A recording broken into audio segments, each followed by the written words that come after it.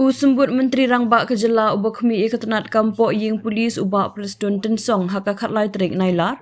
Ulaong baka sorkar kadang ab ya ke kaiphot jing tok kit halor ke jingja rngai dewiong ubadon hadu 1,000 metrik ton batkan sa file ya ke affidavit syaka ying ka syari Meghalaya High Court Maria yo ya ke kaiphot.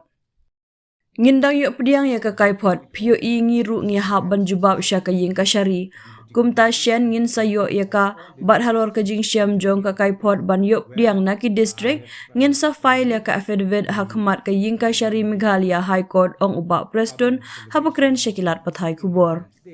Ubak Preston ala banjur ru baka an kan le ialah ke jong ka kam persyak ya kinu ki kambe an kentup ya ka kamti dewiong. Haba pun pau ba umpat syam layuk pediang ya kenu ke jingtip halor ke jingti dewiong bean. Ubak Preston ula penti kena baka an ka don ban kemi bat le ya kebedan kam ya ki bakum kini ki kam. Ya mentang ngampat syam layuk sengau AA halor ke jingti dewiong bean. Henry langi sengau nangim sengau ka an ka don ban kemi ya kini ki kam bean ulaong. Ulaong ru baka sorkar kala syim kia nadu usnam arajar kat saw hadin ke jingkang ti dewyong da ka NGT kat bana ke liang kibor pulit bat kibor punya distrik kila syim kia ban kanglat ya ke jingti dewyong bean halaki jong ki distrik.